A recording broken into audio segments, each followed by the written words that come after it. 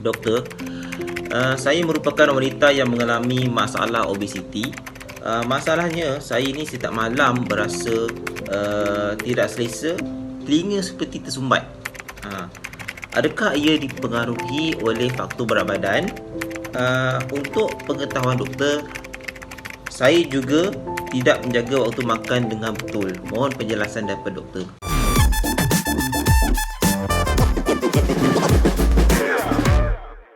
Jadi begini tuan-tuan dan puan-puan, sebenarnya apabila kita mengalami masalah telinga tersumbat, ada beberapa faktor yang perlu kita tahu.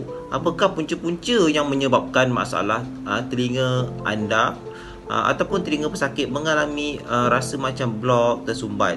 Jadi untuk pesakit yang mengajukan soalan ini kepada saya, adakah masalah telinga rasa blok, tersumbat, tak selesa, adakah ini disebabkan oleh faktor obesiti yang mana beliau tidak menjaga ataupun tidak mengawal pemakanan beliau?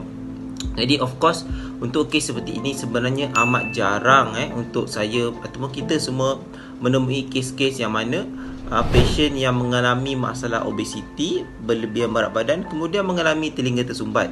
Jarang berlaku sebenarnya.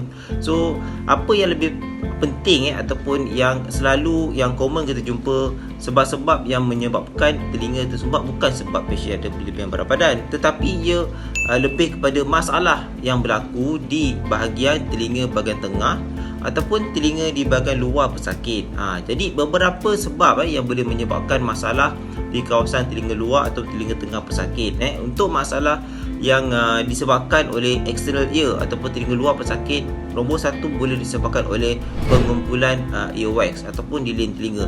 Ini boleh kita panggil keadaan boleh bertambah lebih teruk apabila pesakit mengamalkan tabiat kerap mengorek telinga menggunakan katembat contohnya.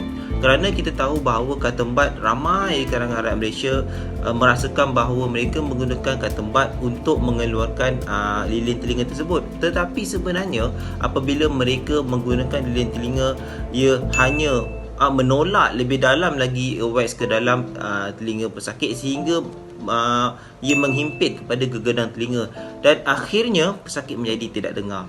Itu sebab pertama. Sebab kedua, ia juga boleh disebabkan oleh masalah ataupun struktur pada gegadang telinga sendiri. Ia boleh disebabkan sama ada gegadang telinga itu berlaku kita panggil tympanosklerosis, iaitu dia mengeras atau sedikit menebal, ataupun boleh juga disebabkan oleh kebocoran ataupun koyakan yang berlaku di gegadang telinga, yang mana ia boleh berlaku sama ada infection ataupun boleh juga disebabkan oleh kecederaan seperti menggunakan katembat, alat pengurus telinga ataupun sebagainya.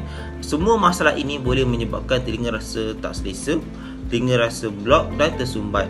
Dan masalah-masalah lain juga boleh disebabkan oleh masalah di bahagian telinga tengah pesakit sendiri. Ia boleh disebabkan oleh masalah seperti otitis media effusion ataupun apa-apa masalah lain yang mana apabila berlaku masalah ini, pengumpulan cecair di dalam telinga tengah pesakit juga boleh menyebabkan telinga rasa tersumbat dan juga blok. Dan faktor yang ketiga yang mana kita semua tidak boleh lupa, iaitu masalah disebabkan oleh masalah hidung pesakit sendiri. Kerana kita tahu bahawa hidung kita ni bersambung dengan telinga kita. Jadi apabila pesakit mengalami masalah sinus contohnya, yang mana hidung rasa bengkak, tersumbat, ia juga akan menyebabkan pembengkakan pada saluran eustachian tube yang menyambungkan belakang hidung ke telinga pesakit. Dan ini juga akan menyebabkan telinga rasa tersumbat.